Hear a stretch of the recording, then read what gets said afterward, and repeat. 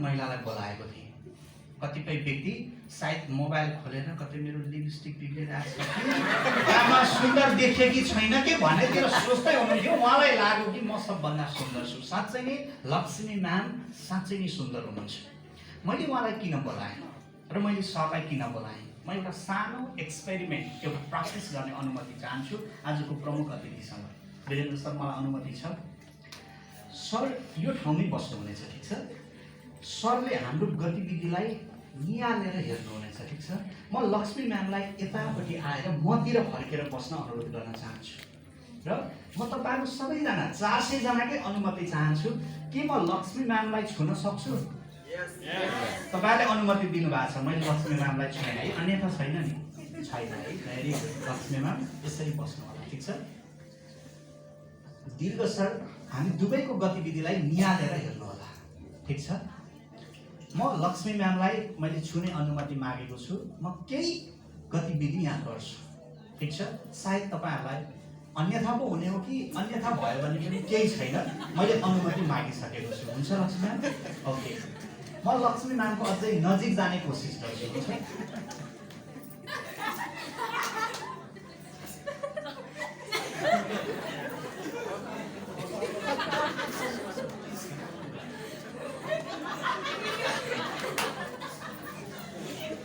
तपाईहरु बडो मजाले हाँसिराख्नु भएको थियो, बडो मजाले हाँसिराख्नु भएको थियो। कतिलाई त लाग्यो होला लक्ष्मी म्याम तपाईको आफन्त पनि आउनु भएको छ, पक्कै आउनु भएको होला। कतिलाई त लाग्यो यो को मान्छे हो, हाम्रो छोरी चेली माथि, हाम्रो महिला दिदीबहिनी माथि उ त के गर्न खोज्दै छ कि यसलाई जुत्ताले हानु भन्ने पनि लाग्यो होला। मन मने कतिलाई लाग्न सक्छ होला पनि, किनभने यहाँ म जे पनि गरिरहेको हुन सक्छु। तर तपाईहरुले जे सोच्दै हुनुहुन्छ, सर त्यहाँ एउटा माइक्रोफोन चल्छ, कुनै वायरलेस, प्लिज एउटा माइक्रोफोन दीर्घ सरलाई दिनु होला प्लिज। म दीर्घ सरलाई साँची राखेको छु र तपाईहरु जो हाँसिराख्नु भएको थियो, तपाई भित्र भित्रै कति त रिसले मुरमुरी राख्नु भएको छ, के गरेको होला यो मान्छे, कस्तो मान्छे होला, यसले हामीलाई के शिक्षा दिएला, यही नै यस्तो गलत काम गर्दैछ भन्ने पनि लागिरहेको हुन सक्छ कतिलाई। तर यहाँ यस्तो परिपक्व व्यक्ति हुनुहुन्छ, यस्तो म्याच्योर व्यक्ति हुनुहुन्छ, म उहाँलाई सोध्न चाहन्छु, सर यहाँ के भइरहेको थियो बताइदिनुस् न सबैलाई प्लिज, के भइरहेको थियो? लक्ष्मी म्यामको आँखामा सायद धार परेको थियो। यस, सरले त्यो ठुक्दै हुनुहुन्थ्यो। लक्ष्मी म्यामको आँखामा कसिङ्गर परेको रहेछ, म चाहिँ फु फु गर्दै फुकिरहेको थिएँ। तर तपाईको बुझाइ त्यहाँ अन्यत्रै अरु नै भइरहेको थियो होला सायद। रियालिटी एक ठाउँमा हुन्छ, बुझाइ अर्कै ठाउँमा हुन्छ। दीर्घ सर, तपाईले जुन सहयोग गर्नुभयो मलाई बचाउनुभयो sir, thank you very much. Lakshmi ma'am यो भन्दा ओके, म यही कुरा तपाईलाई देखाउन चाहन्छु। धारणा भनेको हामी झट्ट हेर्ने बित्तिकै त्यसको वास्तविकतै नबुझिकन हामी एउटा पर्सेप्सन बनाउँछौँ, वास्तविकतै नबुझिकन हामी एउटा धारणा बनाउँछौँ कि यसो गर्यो होला, उसो भयो होला। हामी जब वास्तविकता बुझ्दैनौँ नि, तब हामीले बुझेको कुरा सही पनि हुन सक्छ, गलत पनि हुन सक्छ। एकछिन अगाडिसम्म तपाई जे बुझ्दै हुनुहुन्थ्यो लक्ष्मी म्याम प्रतिको मेरो व्यवहारबाट, जे बुझ्दै हुनुहुन्थ्यो त्यो कुरा त दीर्घ सरको भनाइबाट सायद गलत पनि त भयो होला। त्यसैले यो डाइरेक्ट सेलिङ सम्बन्धी तपाईको बुझाइ के छ र वास्तविकता के छ, आजको सेसनमा म यही कुरा तपाईहरुलाई बाँड्न चाहन्छु। कतिलाई लाग्ला यो डाइरेक्ट सेलिङ काम नपाएकाले गर्ने हो, म भन्छु काम पाएका मध्येकाले सबभन्दा उत्कृष्ट काम खोज्ने व्यक्तिले गर्ने पेशा हो। That's why I am also doing this job. I am here. I am also a part of direct selling industry in Nepal. म पनि यो डाइरेक्ट सेलिङ इन्डस्ट्रीको एउटा पात्र हो। फेरि भन्नु होला सर यो त नपढेकाले या कम पढेकाले गर्ने हो। Of course, सर यहाँ हुनुहुन्छ क्याम्पससिप। I am also PhD scholar, although I am doing this job. सायद तपाईको धारणा र रियालिटी फरक हुन सक्छ। आज म यही कुरा तपाईहरुलाई बाँड्न गइरहेको छु। त्यो पनि तपाईहरुलाई कसरी सफल व्यक्ति बनाउने यो इन्डस्ट्रीमा, कसरी तपाई यो इन्डस्ट्रीको एउटा स्मार्ट व्यक्ति बन्ने, यी खुराकहरु सहित म तपाईलाई आजको सेसनमा तपाईलाई सफलताका सूत्रहरु दिन चाहन्छु। के तपाईहरु लिन तयार हुनुहुन्छ?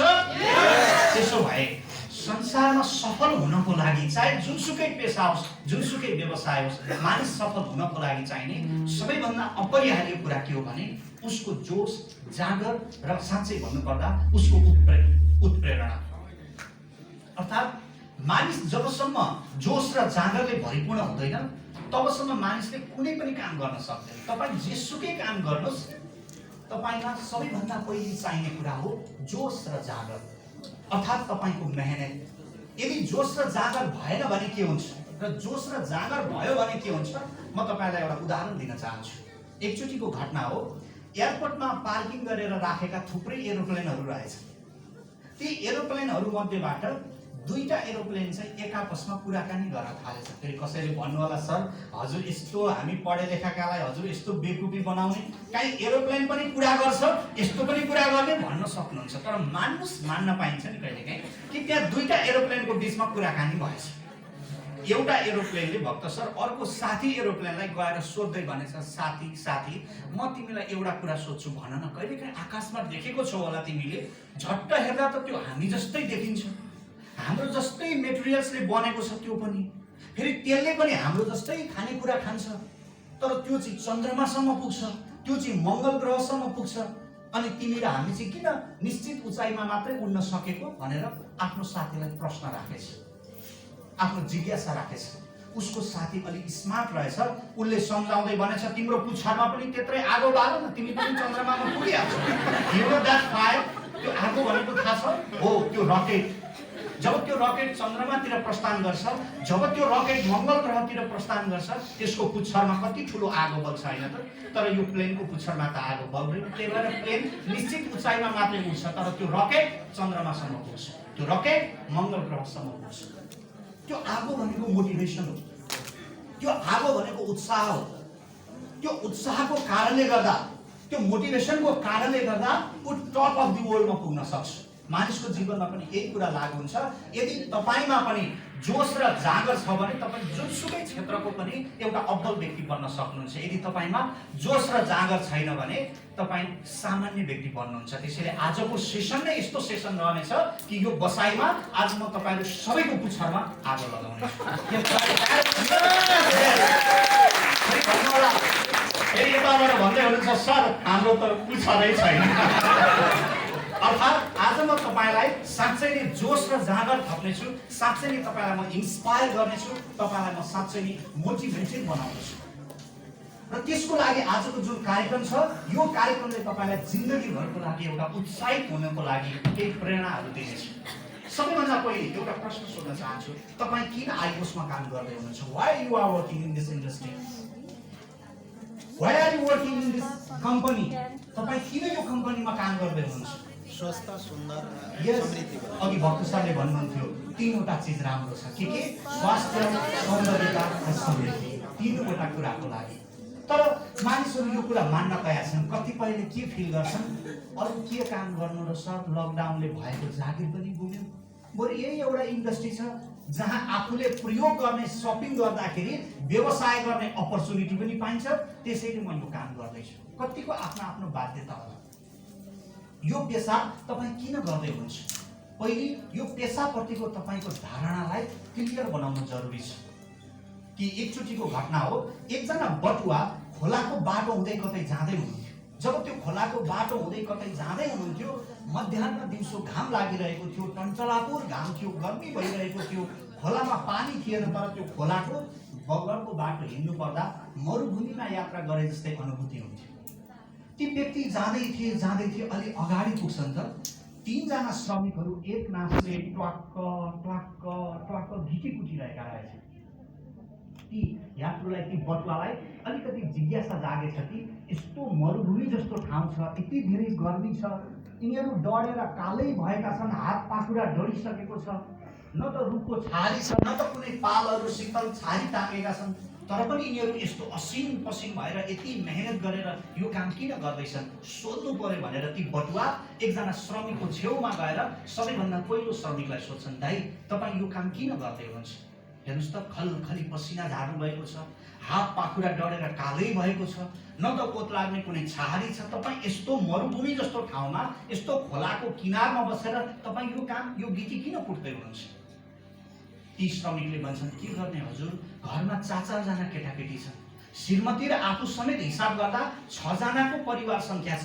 त्यो 6 जनाको परिवारको पेट पाल्नलाई म यो काम गर्दैछु। अब ती बटुवा दोस्रो श्रमिकले गएर त्यसै गरी सोध्छन्, दाइ तपाईँ यो काम किन गर्दै हुनुहुन्छ? दोस्रोले भन्छन्, जे लिखा था वही हुआ। त मेरो भाग्यमा गिटी कुट्न लेखेको छ, त म प्लेन उडाउन जाउँ? मेरो भाग्य नै यस्तै रहेछ, त्यही भएर म यो काम गर्दैछु। अब ती बटुवा तेस्रो श्रमिकले गएर त्यसै गरी सोध्छन्, दाइ तपाईँ यो काम किन गर्दै हुनुहुन्छ? तेस्रो श्रमिक त मुस्कुराउँदै ट्वा ट्वा ट्वा गिटी कुट्दै भन्नुहुन्छ, हो हजुर, म यो खोलाको किनारमा बसेर गिटी कुटिरहेको छु, तर हजुरले गिटी कुटेको मात्रै देख्नुभयो होला। तर म यो काम किन गर्दैछु सायद हजुरलाई पनि थाहा नहोला। यो खोलाको बाटो भएर तपाईँ जस्तो सयौं बटुवाहरू, सयौं होइन अझ हजारौं बटुवाहरू हिँड्ने गर्नुहुन्छ। तर जब वर्षाको मौसम सुरु हुन्छ, जब वर्षाको सिजन सुरु हुन्छ, पानी पर्छ, यो खोलामा कहाँबाट भीषण ठुलो बाढी आउँछ। त्यो बाढी कहिलेकाहीँ त हप्तौं दिनसम्म पनि रोकिँदैन। अनि बाटो हिँड्ने यात्रुहरू वारीका यात्रु वारी र पारीका यात्रुहरू पारी नै रोकिनु पर्ने स्थिति आउँछ। भर्खरै एउटा यस्तो प्रोजेक्ट आएको छ, त्यो प्रोजेक्टले यो खोलामाथि पक्की पुल बनाउँदैछ। पक्की पुल बन्नु भनेको त इतिहास बन्नु हो, त्यसैले म त्यही इतिहास बनाउने काम गर्दैछु। उनी मक्खा काम ती 3 जना श्रमिकले गिटी नै कुटेका छन्, तर त्यो कामलाई हेर्ने दृष्टिकोण फरक छ। त्यसैले यो तेस्रो श्रमिकको अगाडि नतिजा पनि अरूको भन्दा धेरै छ, किनभने उनले त्यही कामलाई फरक सोचका साथमा गर्दैछन्। तपाईँ किन आइबुस गर्दै हुनुहुन्छ? तपाईँ किन डाइरेक्ट सेलिङ इन्डस्ट्रीमा हुनुहुन्छ? पहिले तपाईँ आफ्नो धारणालाई स्पष्ट बनाउनुहोस्। जब तपाईँको गोल सेट पुरा हुन्छ अथवा जब तपाईँको आफ्नो धारणा क्लियर हुन्छ, त्यसपछि तपाईँले यो कामलाई गर्ने अथवा यो कामलाई हेर्ने दृष्टिकोणै फरक हुन्छ। जुन दिनसम्म तपाईँले गर्ने कामप्रतिको तपाईँको दृष्टिकोण स्पष्ट हुँदैन, तबसम्म त्यो कामले तपाईँलाई उचित रिजल्ट दिँदैन। संसारका मानिसहरू सिर्फ केही कोसिस मात्रै गर्छन् र भन्छन् लेट्स सी लेट्स डू, गर्दै त छु हेरौँ। धेरै यो संसारका धेरै मानिसहरू लेट्स सी भन्छन्, गरे जस्तो मात्रै गर्छन्। गरे जस्तो गर्नु र वास्तविक काम गर्नु फरक चिज हो। एउटा विद्यार्थीले पढे जस्तो गर्नु र ध्यान दिएर पढ्नु फरक चिज हो, होइन र? फरक चिज हो। फेरि यो संसारका बहुसंख्यक मानिसहरू अबाउट 80% पिपल उनीहरू प्राय लेट्स सी भन्छन्। कसैले सोध्यो तपाईँ किन यो काम गर्दै हुनुहुन्छ, अथवा तपाईँ किन यो आइबोसमा काम गर्दै हुनुहुन्छ, अथवा उसले जे काम गर्दैछ कसैले सोध्यो तपाईँ यो काम किन गर्दै हुनुहुन्छ भन्यो भने हेरौँ अब गर्दै त छु, भर्खर सुरु गरेको छु, अब के हुन्छ हेरौँ भन्छ। त्यो हेरौँ भन्ने मान्छेले केही गर्दैन। ऊ हिजो पनि हेर्थ्यो, आज पनि हेरौँ भन्छ, हेर्छ, भोलि पनि हेरिबस्छ, अरू केही गर्दैन। जस्तो त्यो सानो उमेरमा याद गर्नुहोस्, त्यो व्यक्ति ऊ स्कुलमा पढ्थ्यो भने छेउमा बसेको साथी मेहनत गरेर पढ्थ्यो, ऊ छेउमा बसेर हेर्थ्यो। छेउमा बस्ने साथी मेहनत गरेर राम्रो ह्यान्डराइटिङ लेख्थ्यो, त्यो हेरौँ भन्ने साथी छेउमा बसेर हेर्थ्यो। सँगैको साथीले राम्रो नम्बर ल्याएर हुन सक्छ एसएलसी पास गर्यो, उच्च शिक्षामा गयो, साथीले उसको सफलता हेर्यो। सँगैको साथीले युनिभर्सिटीबाट ग्रेजुएटेड भयो, ऊ कन्भोकेसन प्रोग्राममा गयो, उसले हुन सक्छ युनिभर्सिटीबाट दीक्षित भएर उसले त्यो दीक्षान्त समारोहमा भाग लियो, त्यहाँबाट दीक्षित भएर निस्कियो। साथी सायद पछाडि गएर हेर्यो। अहिले त्यो साथी सायद उसको ड्रिम कार चढेर सायद यही बाटोमा उसैको अगाडिबाट शून्य कार लिएर जान्छ। धुलो त उडिहाल्छ नेपालमा अहिले जहाँ पनि त्यस्तै। साथी धुलो टकटकाउँदै भन्छ हेर्नु यसले मलाई नचिनेको, सँगै पढेको साथी हेर्नु मलाई नदेखे जस्तो गरेको गयो। ऊ हेर्छ, एउटाले गर्छ अर्कोले हेर्छ। तपाईँ गर्ने क्याटेगोरीको बन्नुहोस्, हेर्ने क्याटेगोरीको नबन्नुहोस्।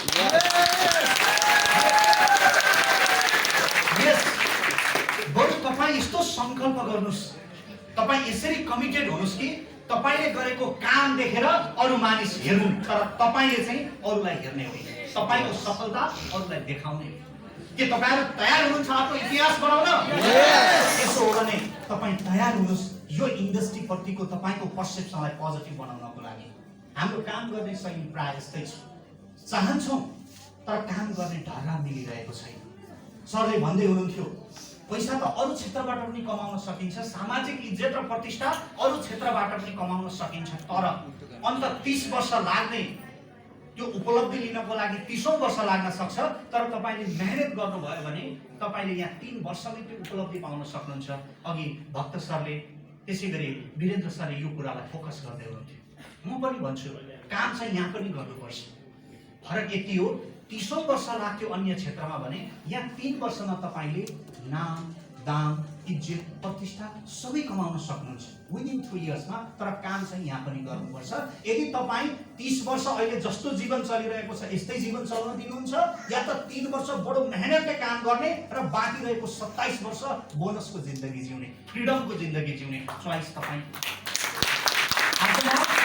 आज म तपाईलाई जस्ट चोइस मात्रै भन्न सक्छु, तर यही काम गर्नै पर्छ भनेर म तपाईलाई जबरजस्त गर्न सक्दिनँ। तर म बाटो चाहिँ देखाउन सक्छु कि जिन्दगीमा यदि तपाई बरु 3 वर्ष मेहनत गर्ने, बाँकी रहेको 30औं वर्ष खुसीको जिन्दगी जिउने हो भने सायद ती व्यक्तिहरूले गर्ने अन्य पेशा र व्यवसाय मध्येको उत्कृष्ट पेशा व्यवसाय डाइरेक्ट सेलिङ इन्डस्ट्री हुन सक्छ। Why direct selling industry all over the world? विश्वका किन 62% मानिसले डाइरेक्ट सेलिङ मार्फत वस्तु तथा सेवाको उपभोग गर्छन् अथवा उनीहरूले यो व्यवसायलाई प्रमोट गर्छन्? यसको लजिक म गुणागत रूपमा एकछिन पछाडि तपाईलाई दिनेछु। तर सबैभन्दा पहिले तपाई किन यो काम गर्दै हुनुहुन्छ भन्ने कुरामा चाहिँ तपाई क्लियर हुनुपर्छ। हामी अन्धधुन्ध काम गर्छौं। अन्धधुन्ध काम गर्नुभन्दा पनि त्यसको वास्तविकता थाहा पाएर काम गर्यो भने अझै मजा आउँछ। आज म तपाईलाई डाइरेक्ट सेलिङको वास्तविकता बताउन चाहन्छु कि तपाई हामीले यहाँ काम गर्दा गर्नुपर्ने चीज के हो र प्राप्त हुने चीज के हो र त्यो चीज पाउनका लागि हामी कसरी सम्भव छ, यो कुरा म आजको सेसनमा तपाईलाई बताउन गइरहेको छु। के लिन तयार हुनुहुन्छ? यस। त्यसो भए पहिलो कुरा तपाईको धारणा सकारात्मक हुनु पर्यो। जब नेपालमा डाइरेक्ट सेलिङ सम्बन्धी जब कानुन बन्यो कि अन्य पेशा, अन्य व्यवसाय जस्तै यो पेशा र यो व्यवसाय पनि वैधानिक बन्यो। पहिलो कुरा त फिल प्राउड योरसेल्फ। यो इन्डस्ट्री प्रति सदा सहायता राख्ने, यो इन्डस्ट्रीमा हिजोदेखि नै झुकाव राख्ने तपाई सबै व्यक्तिलाई राज्यले सम्बोधन गरेको छ। सबैभन्दा पहिले त म तपाईलाई बधाई दिन चाहन्छु। एक जोरदार ताली आफ्नो सफलताको लागि। तपाई वैधानिक तरिकाले यो पेशा, यो व्यवसाय गर्न सक्ने हुनुभएको छ। अब तपाईको धारणा अलिकति फरक बनाउनुस्। जस्तै यो स्क्रिनमा तपाईहरु देख्दै हुनुहुन्छ, यहाँ विभिन्न खालको स्केचहरु छ। सायद यो सेतो स्क्रिनभित्र तपाईले विभिन्न आकृतिहरु देख्नुहुन्छ। सायद यहाँनेर हेर्नुहुन्छ भने पानको पात जस्तो पनि छ, गङ्गटाको खुट्टा जस्तो पनि छ, यहाँनेर हेर्नुहुन्छ भने रुखको ठुटा जस्तो पनि छ, यहाँनेर हेर्नुहुन्छ भने त मरेको गाई गोरु वस्तुको हड्डी जस्तो पनि छ। विविध आकृतिहरु देख्नुहुन्छ। यहाँनेर हेर्नुहुन्छ भने त बँदेलको थुतुनो जस्तो पनि छ। विभिन्न आकृतिहरु देख्नुहुन्छ है भाइ? सायद धेरै आकृतिहरु देख्न सक्नुहुन्छ। यहाँनेर एकजना म्याडम हुनुहुन्छ। मैले म्याडमलाई सोधेँ